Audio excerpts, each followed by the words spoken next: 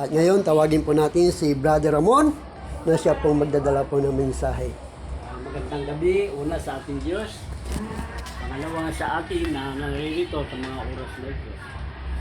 Ito ay inilaan natin, di lamang nilaan, hindi talaga ang Diyos ang nagtutulak sa atin ng udyo na manatili yung kanyang salita sa atin upang mas lalo tayong tumibay at lumalim ang ating pananampalataya. Kaya basahin po muna natin ang teksto at ihanda po ang inyong sagot kasi pag ako nagtuturo talagang mayroon akong pinupukol na tanong na gusto ko mabuksan ng lahat magkaroon ng pag-inawa. Pasok po. Okay. Pasok po. Okay. Bago po tayo manalangin, babasahin ko po muna yung teksto na sinulat ni Apostol Pablo sa Iglesia ng Efeso. Efeso, Kabanatang 2, Talatang 1 hanggang 22. Efeso, Kabanatang 2, Talatang 1 hanggang 22. Ganito po ang sinulat ni Pablo sa Iglesia ng Efeso. Kayo nooy mga patay sa inyong mga pagsalangsang at mga kasalanan na dati ninyong nilakaran ayon sa lakad ng sanlibutan ito, ayon sa pinuno ng kapangyarihan ng himpapawid ng Espiritu, na ngayon ay gumagawa sa mga anak ng pagsuway. Tayong lahat ay dating nabuhay sa gitna ng mga ito, sa mga pagnanasa ng laman na ating ginagawa, ang mga nais ng laman at pag-iisip. At tayo nooy katutubong mga anak ng kapuutan, gaya naman ng mga iba. Ngunit ang Diyos palibasay mayaman sa awa dahil sa kanyang malaking pag-ibig sa atin.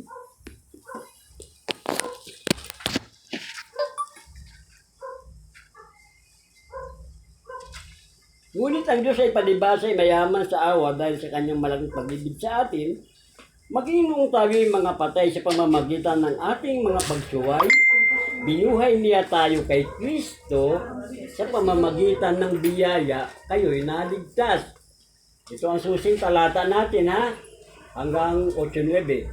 At tayo'y muling binuhay na kasama niya at pinaupong kasama niya sa sangkalangitan kay Kristo Hesus, upang kanyang maipakita sa mga panahong darating ang di masukat na kayamanan ng kanyang biyaya sa kagandahang loob sa atin sa pamamagitan ni Kristo Jesus. Sapagkat sa biyaya kayo'y naligtas sa pamamagitan ng pananampalataya at hindi ito sa pamamagitan ng inyong sarili, ito'y kaloob ng Diyos. Hindi sa pamamagitan ng mga gawa upang ang sinuman ay huwag magmalaki sapagkat ay kanyang pinakamahusay na gawa na nilalang kay Kristo Jesus para sa mabubuting gawa na inihanda ng Diyos na una pa upang siya'y ating lakaran.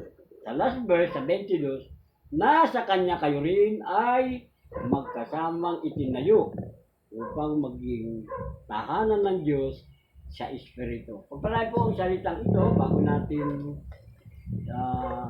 ibigay ang mga tanong na ihanda niyo ang inyong mga sagot. Palain po ang salitang ito, tayo po ay sama-samang manalangin. Amang banal, Diyos na nasa langit, tunay nga na hindi namin kayang unawain ang mga bagay kung wala ang iyong awa sa amin. Kung wala ang iyong karunungan na ibinigay mo sa amin, Panginoon, upang magamit namin ito doon sa mga taong inihanda mo ang kanilang puso na manabik, na makinig ng iyong mga salita, magkaroon ng interesado o interes sa bawat isa sa kanila. Bagamat sabi ng iyong salita, marami ang tinawag, ngunit kunti ang pinili. Wala kaming palatandaan, Panginoon, kung sino ang iyong pinili, maliban na manatili siya sa iyong puder sa pamamagitan ng pagtitiis, pagtiyatyaga sa kahirapan. Maraming salamat po, Panginoon. Salamat sa mga oras na ito na isang bulwagan ng aming punong barangay ang aming pinagdadausan. Salamat po sa aming punong barangay na ginamit mong kontak na sinang-ayunan niya ang iyong mga salita, Panginoon, dahil alam namin na ang aming punong barangay, binuksan mo ang kanyang puso na nagkaroon siya ng uhaw sa iyong salita at magkaroon siya ng interest dahil binuhay mo po ang kanyang kaluluwa. Hindi lahat ng tao na nakikinig, Panginoon, ay binuhay mo. Ay hindi sila nagpa-participate, hindi sila nagpapasapok sa iyo. Katulad namin, kayo nagsabi, saan man, 2, 3 nagkatipon sa iyong pangalan, kayo po ay nasa aming kalagitnaan. Panginoon, higit pa po kami sa iyong bilang na inaasahan. Kaya pagkalooban mo po kami ng pangunawa, katalinuhan na nagbubuhat sa iyo. Maging ang inyong lingkod, ang iyong walang kabuluhan na lingkod, nalalaman ko po na ako man ay walang karunungan na saganang akin, maliban ang karunungan ng sanlibutan, maliban ang karunungan na nagbubuhat sa iyo. Turuan mo po ang kanyang labi na masaayos niya ang kanyang mga tanong. Salamat po, purihin po kayo. Ito po kami panalangin sa pangalan ni Jesus. Amen. Papamagatan natin ito para yung tanong sa inyo hindi mawala. Ito ay aking pamamagatan na nagsimula sa wala, nakasumpong ng biyaya. Nagsimula daw sa wala, nakasumpong, nakatagpo ng biyaya. May 3 akong tanong dito. Ay, meron akong tanong na maaaring yung sagutin. Una, mamaya nasa tanong ko pa yun. May 3 puntos na ibibigay ko. Ano-ano ang ating kalagayan noon? Una yun. Pangalawa, ano-ano ang kalagayan natin ngayon? At pangatlo, ano-ano ang mga pagpapalang spiritual na ating nakamtan? Ang unang tanong, ano-ano ang ating kalagayan noon? Nabaya ko pa isa magot, isa-isa lang po. Ulitin ko, ano-ano ang ating kalagayan noon? Ganito yung pastor ang nakasabi ko. Sa akin ang sabi ko, nung wala pa ako kay Kristo, although kilala ko si Kristo, kilala ko ang Panginoon. Pero, noong time na yun, magsisimba ko gano'n, pero nung magulo, maraming bagay na may, although pagod ka maghanap buhay sa anong bagay sa pamilya mo, kasi sarili mo pa yung binubuhay, sarili. Puro ikaw magaling eh. Para inaano mo yung sarili mo eh. Na tinataas mo eh. Hindi mo, yun ang una mo ng tanong yun na nakita ko sa buhay ko. Na sarili ko ako magaling. Pangalawa, sabi niyo yung, nung nakilala na tinanggap ko ang Panginoon sa buhay ko, nawala lahat sa akin. Na natuto akong magpatawad ng kapwa ko. Natuto akong na sa kanya ko lang ibinibigay ang buhay ko. Kasi sa sarili ko hindi ko kaya. Pero napakabot na nakilala ko ang Diyos sa buhay ko. Nag-down ako. Nakita ko ang Diyos sa buhay ko.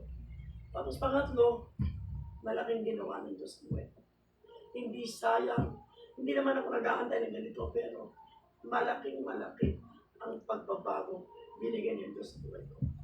Sa bawat, sa sarili ko na lang. Yung pamilya ko, yung mga anak ko. Kasi pag ako, yun nga nangyari sa buhay ko, nakilala ko ang Panginoon, tinanggap ko, ngayon pagpapala. Anong ginawa pagpapala ng Diyos? Marami yung ginawa ng Diyos. Mula sa akin, bumaba sa Panginoon. Sa mga anak ko. Kaya salamat sa Panginoon. Salamat po sa unang barangay chairman. Kayo po, ano-ano ang kalagayan natin noon? Sabi ni Pablo, ano ba ang kalagayan noon nung wala pa kayo sa Panginoon? Tama si chairman. Ang kalagayan, tama si chairman, may nabanggit siya na pwede kong pangawakan na mataas yung ano niya, yung sarili niya. Totoo yun. Kasi wala ka sa Diyos eh. Kapag mataas ang pride mo, malinaw sa sikat ng araw na wala ka sa Panginoon. Hindi yun ang attitude ng mga totoong nasa Panginoon. Ma-pride, mayabang, mapagmataas. Kasi makasanlibutan ka. Bakit? Mamaya babasahin natin, ulitin natin na para makita natin. Sino pa po? Ano ba ang ating kalagayan noon?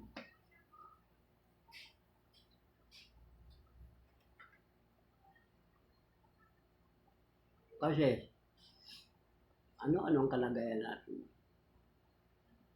Kasi ako, pastor, nung maliit pa ako, although nahubog kami sa salita ng Diyos dahil ang papa ko ay isang pastor. Pero hindi lahat ng, kasi inaamin ko naman may pagkasutin ako nung bata pa ako. Papa ko, maraming bisita lagi, ganyan. So, Bible study. Eh kung wala pa ako siguro, hindi pa ako mature, pinabaliwala ko lang. Hindi ako sila Tapos, nung lumaki na ako, doon ko napagtanto na talagang malaki ang bagay. May pananalig. Kung wala pang hindi mo kakayanin lalo na ngayon. Hindi mo kakayanin yung bagay-bagay sa paligid mo. Maraming tukso, maraming depression na dumarating sa buhay mo. Pero dahil alam mo na may Panginoon na nandyan na laging nakagabay, hindi ka madidepress dahil alam mo na meron kang Panginoon. Kagaya nung nangyari sa mga apo ko na nagkasakit, pero ang pananalig ko sa kanya, sabihin pa natin 110%. Kasi dumanas ako sa mga ganyan, pagsubok. Pero napagtanto ko na walang imposibilidad yun. Nandiyan na dinidinig niya kung ang paghiling mo sa kanya ay totoo at may panampalataya ka, ibinibigay ko. Kasi nangyari yun sa buhay ko. Itong buhay ko, nagkaroon ako ng karamdaman na ang akala ko ay wakas mo na, pero hiniling ko sa kanya na bigyan ako ng dugtungan niya ang buhay ko dahil gusto ko bang makita ang mga apo ko. Pero pinagalog niya ko, kaya malaki. Nung bata pa ako, binaliwala ko lang yung pagkano ng papa ko, ganyan-ganyan. Baliwala sa akin yun, pero unti-unti napagtanto ko talaga na ang Diyos ay makapangyarihan. Amen. So bro, ayun po. At sa palagay mo sa'yo, lahat tayo hindi ito pinili lang, lahat tayo ng tao, sabi ni Pablo, pari-pariya sa estado ng buhay natin. Patay ta, sabi nga naman, mamay, babasahin ko pa para manawaan mo. Ano ang kalagayan natin mo? Ako po noon, bilang pamilyado na rin po ngayon. Dati kasi po, asa pa ako sa magulang ko. Yung mga ina-handle nila, hindi ko na-appreciate. Kumbaga, ikaw laki, gawa nga ng kabataan pa. Pero nung ako na yung ma-handle sa pamilya ko, nakikita ko na yung mga responsible na ina-handle din ng magulang ko. So, nag-give back siya sa akin. So, nakikita ko siya ngayon medyo struggling na. Nakikita ko na yung tunay na buhay talaga ngayon. Unlike dati na maglalaro ka lang ng basketball. Gawin mo lang gusto mo.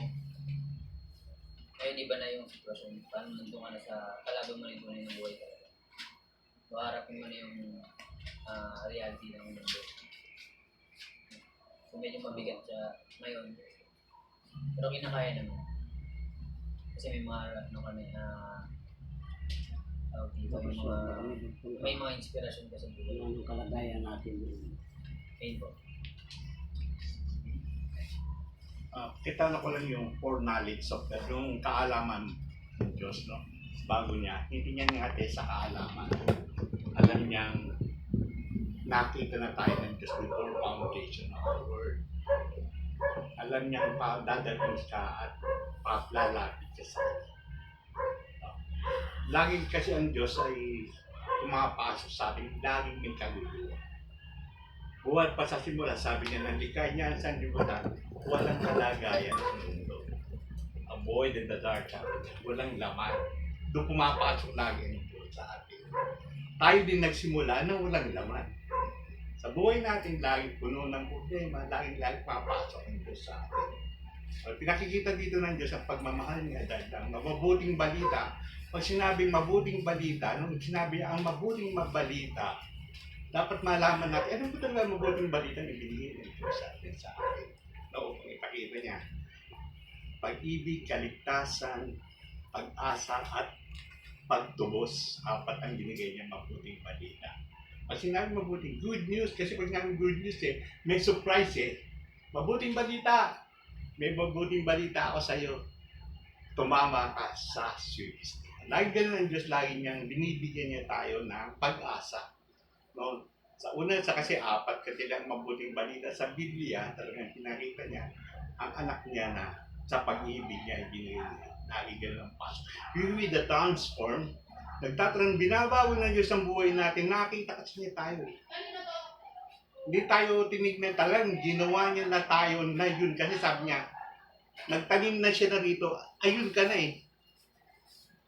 Nung tinanim niya na ang salita niya, may binhi ka na talaga, may binhi na rito, lalabas ka talaga.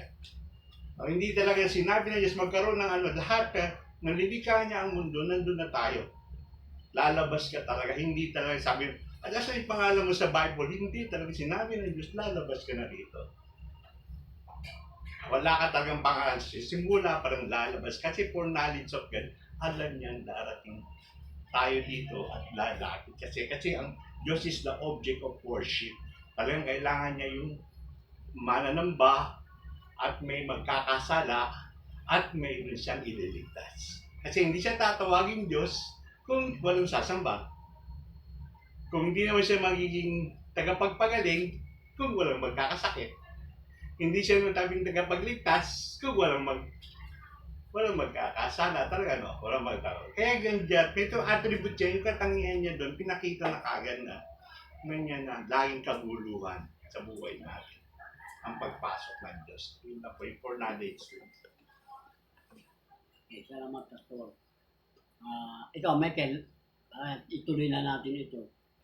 Dati buhay ko, nasa Diyos-Diyosan ako.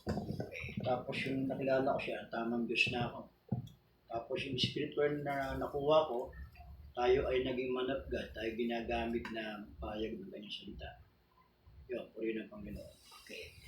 Ito po yung, makinig mabuti ito yung paglilinaw ni Pablo kung ano ang kalagayan natin.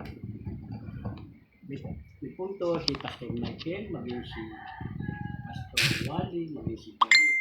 Pero ito yung pinakamalinaw na sinabi ni Pablo. Pag sinabing kayo, lahat tayo, huwag mo sabihin na, uy, hindi ako kasama dyan. Lahat tayo. Kasi sabi rito, kayo nooy mga patay. Pag sinabing kayo, plurality, kayo, hindi karabas dito, kayo ay mga patay sa inyong mga pagsalangsang at mga kasalanan. Totoo yan. Alin ang patay sa atin? Yung ating kaluluwa. Saan natin namana yung kamatayan ng pagsalangsang ng kasalanan? Sa ating unang magulang na si Adan at Eva. Namana natin ang tawag sa sa tinatawag sa English, tinatawag na original sin. Huwag mo sabihin, si Eva at Adan na nagkasala, ba't nadami? Yan ang unang magulang natin, federal head, si Adan. Diba? Sabi ng Roma 5:12, nang pumasok ang taong si Adan, lahat nadamay pati kamatayan. Ang kalagayan natin noong patay, wala tayo, sabi ni Pastor, tama yun, wala tayong matinong pag-iisip na nanggagaling pag-iisip, katwiran ng Diyos. Ang katwiran natin, yung sabi dito ng verse 2, na dati nyo nilalakaran ayon sa lakad ng sanlibutan ito. Ayon sa pinuno ng kapangyarihan ng hipapawid. Sino ba kapangyarihan ng hipapawid? Satanas. Yun ang ating kinikilala. Sabi nga ni Pastor Michael, sumasamba pa sa Diyos-Diyosan.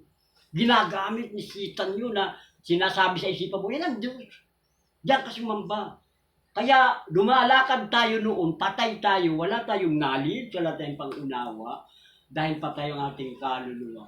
Ano ang ating kalagayan? Sabi ni Pablo, makalaman tayo. Di ba? Sabi niya rito, Tayong lahat ay dating nabuhay sa gitna ng mga ito. Sa mga pagnanasa ng laman na ating ginagawa, nalala ko nung araw, di pa nakilala sa Panginoon. Naku po, direng-dire ako sa sarili ko pag naalala ko sarili ko. Bakit? Hindi ko tinataas sa sarili ko.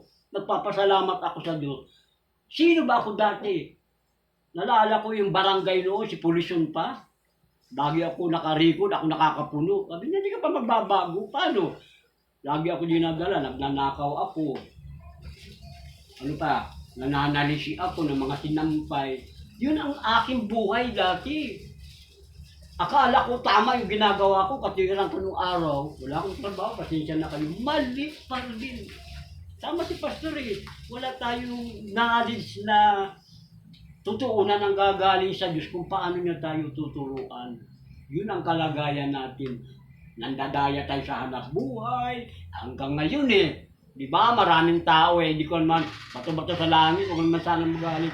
May mga tao nagpapautang, hindi 5-6 eh. Anong kanilang pamamaraan? 5-7? Hindi 5-6. Maling patakaran nyo. Maling nilalakaran sa sanlibutan nyo. Kay sitan nyo. Ano pa? Mayroon pa nga dyan. Balikwasan eh.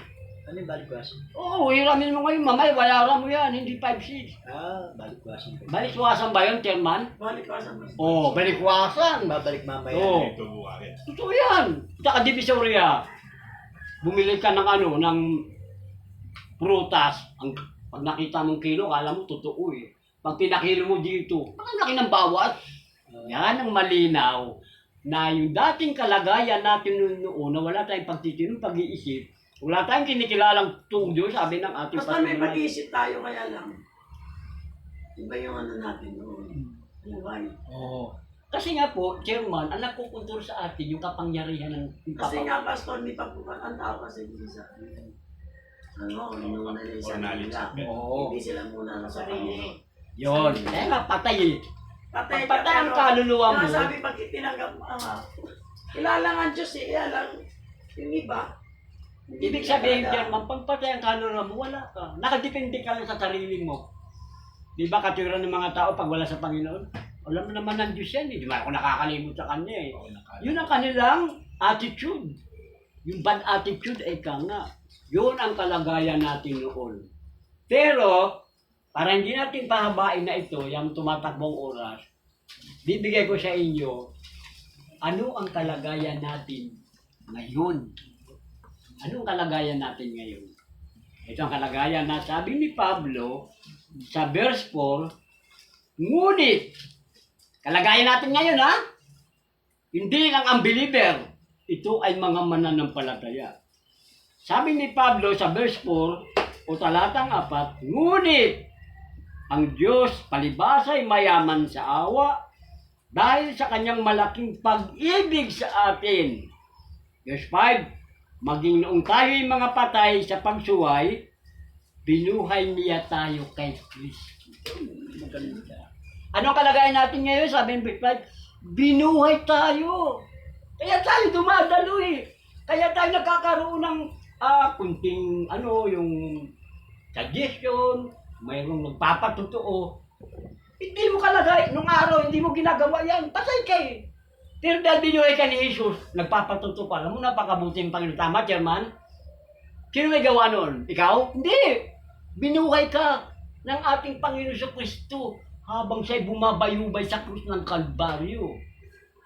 Binuhay ka. Nalala ko yan nung bago ako sa Panginoon. Anong favorite na verse ko? Yung pangalawang Korinto 5:17.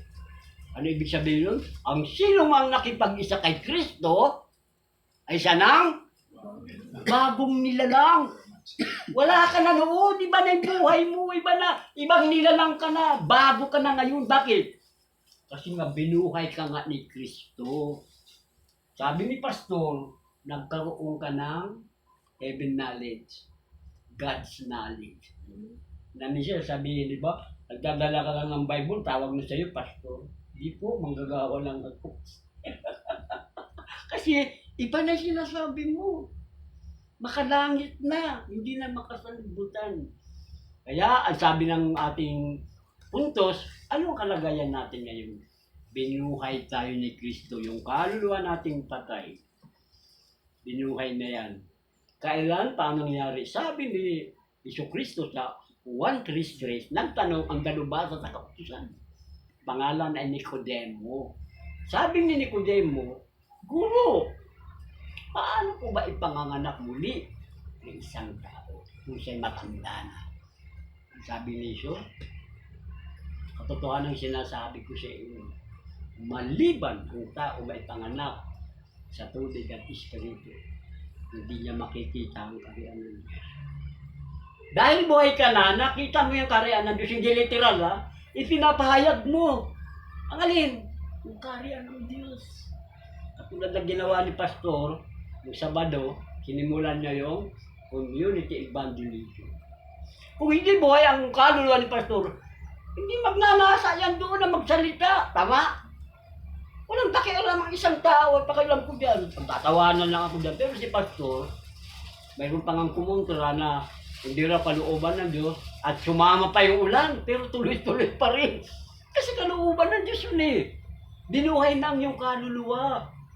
Kasama ka sa paghihirap ng ating Panginoong Jesucristo, kaya ka nagkaroon ng pangunawa. Ang kalagayan natin ngayon, dahil lang sa awa ng Panginoon, binago ang ating kaluluwa. So, ngayon, pangatlong tanong, anong pagpapalang espiritual ang ating kakamtan? Espiritual na pagpapala, hindi material. Ang pagpapalang espiritual na ating tatanggapin, na tayo binuhay ni Kristo, mga kapatid, yung buhay na walang hanggan. Bakit? Binuhay ka niya eh. Kapag binuhay ka ng Panginoon, sigurado dadaling ka sa kanyang kaharian. Hindi ho sinungaling ang ating Diyos. Siya ay Diyos ng katotohanan. Siya ang Diyos kailanman. Ang Diyos di nagsisinungaling. At ang lahat ng sinabi niya sa banal na kasulatan, ito ay gagawin niya. Ako naniniwala ako dyan. Ito isa pa, patotoo ko. Habol ni Chairman. Sabi ng Hebreo 13:5, sa anumang paraan, sabi ng Panginoon, kita iiwan, kita pababayaan. Yung isang linggo wala akong pansaing. Sabi ko, Lord, wala akong pera. Sabi ko, Chairman nga pala. Ay pag-meeting ko dyan, wala si Chairman, wala daw dito. Tinanong ko yung barangay tanod. Ano si Chairman? Paparating na dito. So, tingnan nyo. Naniniwala ko na talagang binuhay ang kaluluwa ko ng Panginoon. Kung sa lubong si Che, tingnan akong bigas. Binigyan ba ako ni Chairman? Oo. Inutusan niya yung kanyang kasamahan dito. Sa awa ng Panginoon. Habang nagbabagtas ako sa tulay, mapatakan ako, Lord. Tama, yung kalita mo, hindi nagbabago. Amen. Di ba? Palakpakan nga po natin ng Panginoon. Hindi siya nagbabago. Hindi yan literal na bumaba ang Panginoon, pinagtulakan, punta ka kay Chairman, wala ka pala masaing, hindi. Mindset ko lang, karunungan, pupunta kay Chairman. Binigyan ako ni Chairman, di sinabi ni Chairman, balik ka na lang, hindi. Sabi niya sa kasama niya, bigyan mo kasi pastor ng bigas. Pati, bigas. Kung nasaing ko, wala ulam. Bigyan mo yan ng dilata. Binigyan ako ni Chairman. Kaya, yung sa pag-aaral natin ngayon, ano ang palatandaan na binuhay ka ng Panginoon? Binuhay ka ng Panginoon dahil sa kanyang awa, dahil sa kanyang pag-ibig sa atin. Hindi tayo bubuhay ng Diyos kung walang pag-ibig sa atin. Diba? Bago tayo umibig sa Panginoon, sabi ng Bible, ang Diyos ang unang umibig eh. Kaya tayo umiibig sa Diyos kasi umibig ang Diyos sa atin. Ngayon, kapag ang isang tao hindi niya nararamdaman ang pag-ibig ng Diyos, yun ang napakahirap isipin. Kaya nawa, meron kayo natutunan sa ating pag-aaral na itinuro sa atin ng kanyang lingkod na si Pablo doon sa iglesia ng Efeso. Ang pamagat po, magsimula sa wala, nakatagpo ng biyaya. Tayo po yun. Maraming salamat po. Okay, salamat sa kanya pong mga salita. May naunawaan po ba tayo?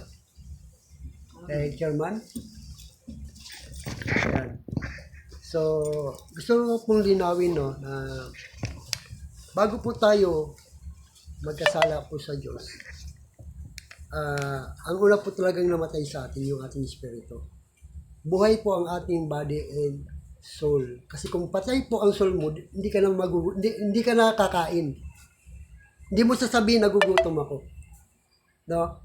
Dahil ang tao nagmula sa lupa. Sabi niya, tayo nagmula sa lupa at ang espiritu ito ay nanggaling sa Diyos. Kaya sabi ni Jesus Christ, ang pinanganak sa laman ay laman.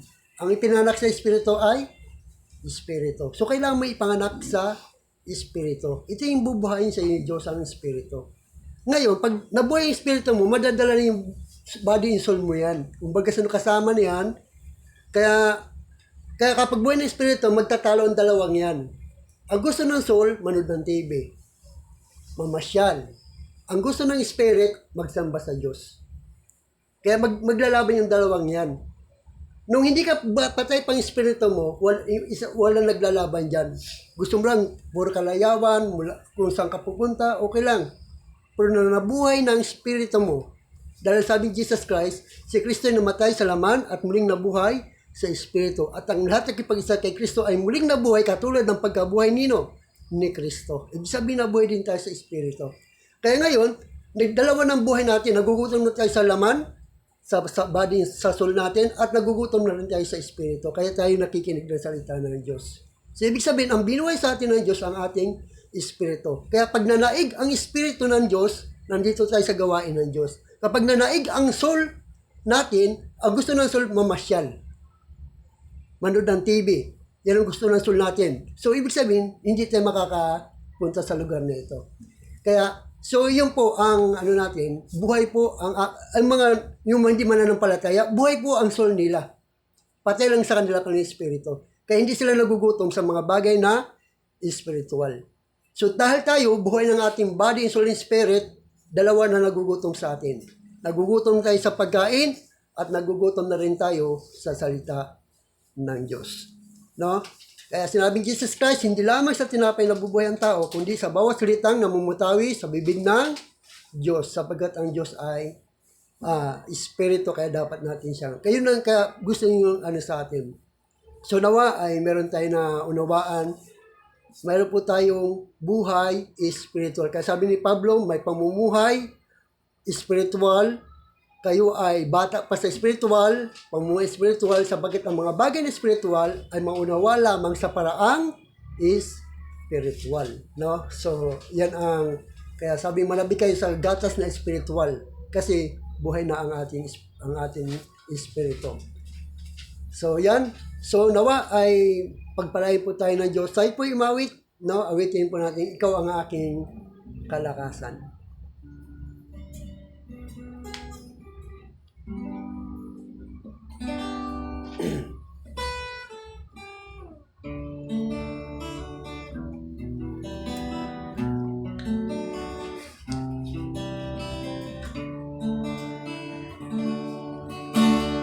Ikaw ang aking kalakasan,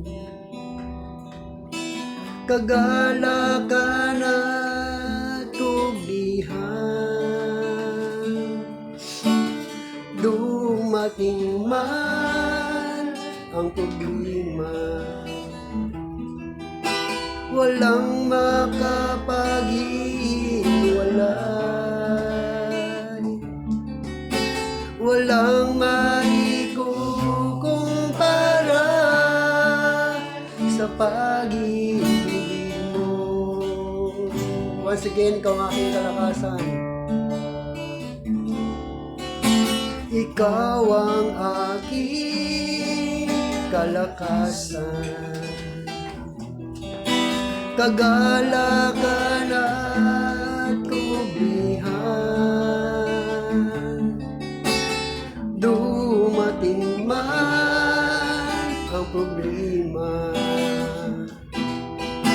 walang makapaghiwalay.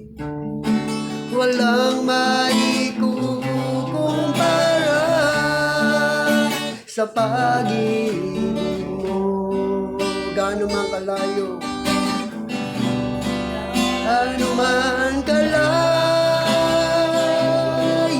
ang langit, pag-ibig mo'y para sa lahat.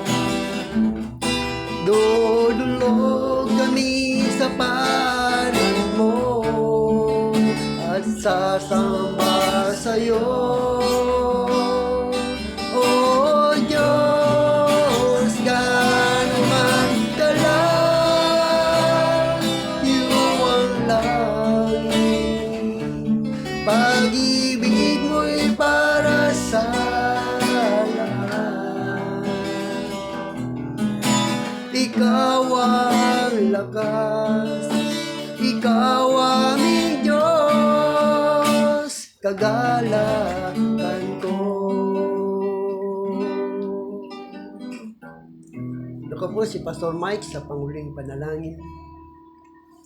Purihin ka, Panginoon, sambahin ka. Salamat po, O Diyos, sa iyong salita. Salamat sa iyong mensahero. Salamat po, O Diyos, sa barangay na ito. Salamat kay Chairman. Salamat sa lahat ng may tenga na nakarinig ng iyong salita. Lahat kami, O Diyos, ay iyong pagpalaing physically, financially, Panginoon. Especially, Lord, sa aming mga kalagayan. Kami ay iyong laging gabayan, Panginoon. Ano man po ang aming mga plano sa buhay. Ikaw po, O Diyos, ang siyang bibigay sa amin ng karunungan. Salamat po na marami, napakabuti mo sa amin. Yes. Hindi ka nagkulang sa amin. Amen. Ikaw ang aming kalakasan, Panginoon. Ikaw ang aming karunungan. Ikaw, O Diyos, ang aming sandigan. Yes. Sa iyong lahat, O Diyos, ang kapurihan. Ikaw ang siyang mataas. Ikaw ang siyang mapuri sa aming kalagitnaan. Ito po ang aming samod dalangin sa pangalan ni Jesus. Amen. Amen. Okay, God bless po. Tapos na po tayo at mamaya ay meron ulit tayong gawain dito sa CCF, no? Kung gusto nyo po sumama, ay pupunta po tayo rin mamaya. Wala kang kape, dito ko dalawa. Isang kape, tatlo.